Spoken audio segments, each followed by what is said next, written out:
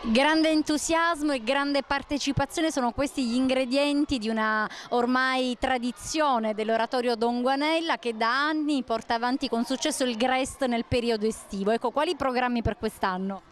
Sì, intanto dicevi grande tradizione ed è vero, quest'anno compiamo 18 anni, c'è scritto sulle magliette, sono 18 anni che si fa il Grest in questa parrocchia con i bambini e ogni anno c'è una storia che conduce le giornate ed è occasione bella e buona per incontrare tante famiglie, perché considera abbiamo 230 bambini, 60 animatori, una quarantina di mamme e papà che aiutano, quindi alla fin fine diventa una festa di quartiere, un evento di quartiere ed è occasione propizia e buona per fare comunione, per cercare di incontrarsi e di conoscersi. Buono il bilancio per essere riusciti ad arrivare a 18 anni, ma quali le aspettative e soprattutto quali gli obiettivi futuri?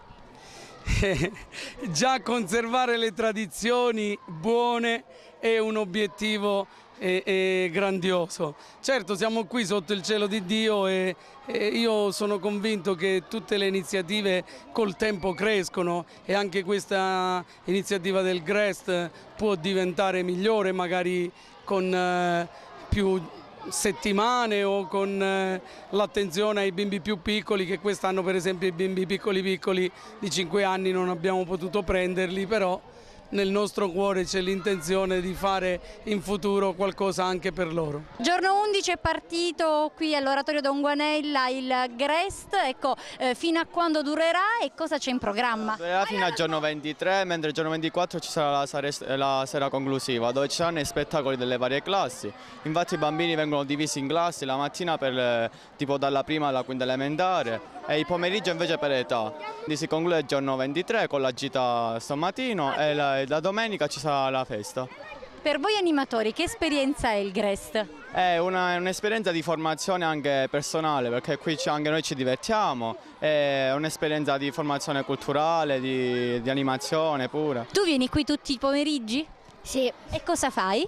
Allora facciamo dei giochi e poi c'è la merenda. Ma tra i giochi che fate, qual è quello che tu preferisci? Quelli con l'acqua. Perché? Perché poi ci bagniamo tutti e poi stiamo al sole e nella gloria di Dio. Ti piace venire qui il pomeriggio? Sì, bellissimo. È un modo per fare amicizia? Sì. E poi? E poi anche fare amicizia con gli altri bambini, conoscere nuovi amici.